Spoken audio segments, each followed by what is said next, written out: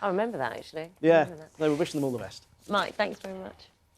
Time now is 7:41. Scaled back and cancelled Remembrance Day events mean many servicemen and women will pay tribute to their former comrades from home this year. Among them will be D-Day veteran Harry Billinge, who, as well as paying his respects in the traditional way, has released a special remembrance single with singer Aled Jones. Tim Muffet's been catching up with him. Remembering those who never returned. Harry Billinge has been doing just that for the past 75 years. But even in his remarkable life, 2020 has been a year like no other. Hi Harry, good to see you. How are you? I'm very well, thank you, Tim. Very well. Now, it's been a tough year for all of us. How have you been keeping? I've been very, very comfortable. I've been sitting by the radiator and had the electric fire on all day. I've been overwhelmed with letters from all over the world. No, my wife's been very good too. We've been married 66 years. I don't know what I'd do without her. Remembrance Sunday this year is going to be very different, isn't it? We can't go to the events we'd like to go to. How are you going to be marking it? Well, I remember every day. You know that, Tim. I remember every day, and I can be up the Cenotaph or over in Normandy on that particular day because my mind is free. I go where I want to be. I haven't been out the house here more than twice since last March. And on Remembrance Day, on the 11th, on Wednesday, you've got a very special plan, haven't you? They're supposed to be taking a brief from Penzance and every station from Cornwall to Paddington. On my train, they named after me, but I'm putting it in the guard's van, and this is the one that I put it on the train. Can you see that?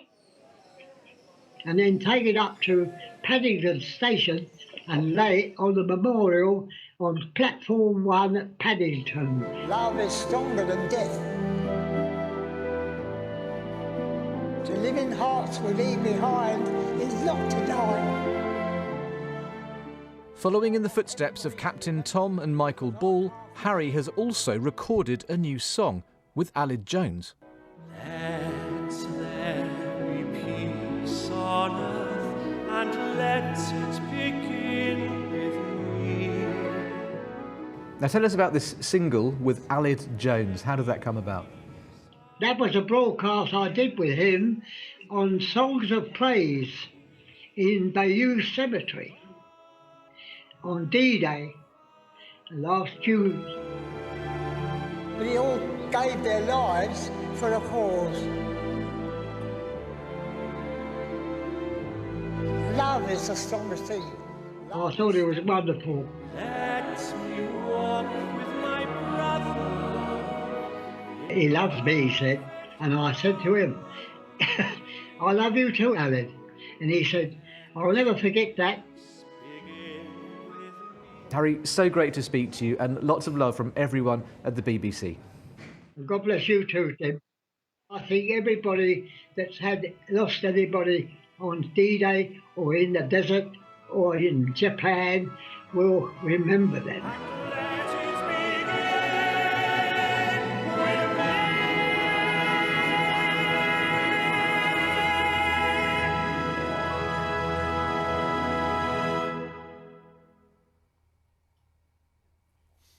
It's very moving. It always is when we see those images, and we love hearing from Harry. Well, and also it's all so important to Harry. He's just devoted himself to making sure that his comrades and those who have fallen are remembered. And he's also just a very lovely gentleman too. 7:45, it's Saturday morning. Tom, now is 17 minutes past 8. I know because I happened to look out of the window a few minutes ago, Thomas. It is an absolutely stunning morning here in Salford. And in for some glorious weather, but there's mist and murk in places as well. Thomas, thank you. See you later on. 18 minutes past 8 now. Now, for all of us, Remembrance Sunday is going to feel very different this year. For World War II veteran Douglas Newham, it's going to still be very poignant. After losing his friend in battle 74 years ago, 98-year-old Douglas has finally had the chance to pay tribute to him after tracking down his memorial in Cumbria. Alison Freeman has been to meet him. We were good friends. We had a similar serious outlook to the job that we were doing. He was a genuine nice guy.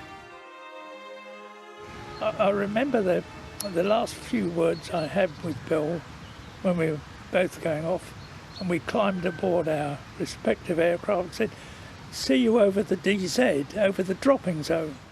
In 1946, the Second World War was over, but Douglas Newham and his friend Bill Gawley remained in active service with the RAF in Burma, dropping supplies of rice to remote villages facing starvation. We flew without the door, piled the sacks of rice up in the doorway, and would fly over these villages very, very low, and I mean 10 to 20 feet above the trees, and then topple the sacks out. The drops were dangerous in difficult to negotiate landscape, and after one of them, only Douglas's plane and team returned. We had lost 3 aircraft out of 4, and there were 15 crew members who had been killed, one of whom was this pal of mine. Douglas and Bill's friendship was forged during World War II. The skilled RAF navigators had survived numerous dangerous missions over Europe as part of Bomber Command, unlike so many of their friends. Sadly, I have to say there are hundreds of my mates,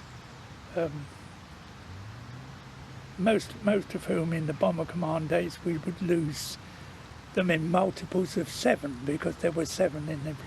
And in my darker moments now, I still remember kind of coming back dead tired from perhaps a 10-hour trip, cold, tired, and maybe 1 or 2 aircraft were still missing, and you'd hope that, well, maybe they've landed somewhere for fuel or they've got battle damage or somewhere, and they'll be along later, and of course then they wouldn't come. But Douglas never forgot Bill, and later in life, when he moved from London to Bill's home county of Cumbria, he had more questions about his friend. I still didn't know whether his name was on any war memorial. I'd say the war was over, so would some official decide somewhere that his name shouldn't go on a war memorial? On Remembrance Day we always say we will remember them, and I was concerned, well, did we remember them enough? So he enlisted the help of BBC Radio Cumbria to find out if Bill's name had been added to a memorial in the county, and to Douglas's delight it was, giving him the chance to pay his respects to his friend once more. We've just got something that we'd like to show you as well, just a little message for you. And before he went to the spot where his friend's name was inscribed, we showed him a message from Bill's nephew. I'm so glad to be able to speak to you regarding my Uncle William, who was your great friend at the end of the Second World War, and thank you on behalf of his family and friends for commemorating his life. How nice. Thank you. Just a short drive from Douglas's home, the moment he'd waited for decades finally came.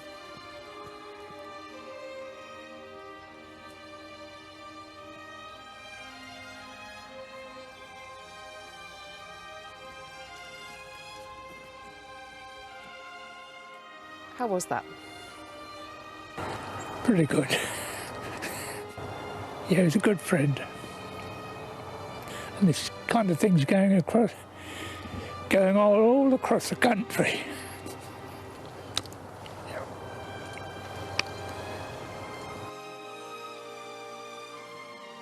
It's your birthday next week, you're going to be 99. When you look back on what could have happened, how do you feel? Humble. Privileged, yeah. And if I might say so, bloody lucky. You can cut that bit out. How was that? Privileged, yeah. And if I might say so, bloody lucky. You can cut that bit out. Why would we cut that bit out? Never. Douglas can say whatever he likes. Lovely man. On Breakfast, we've... Hello, this is Breakfast with Nagamon Chetty and Charlie State. Good morning to you. We'll have the sport and weather shortly. First, though, it is just after 8:30. Let's bring you up to date with the main stories. He said, I'll never forget that. Remember that.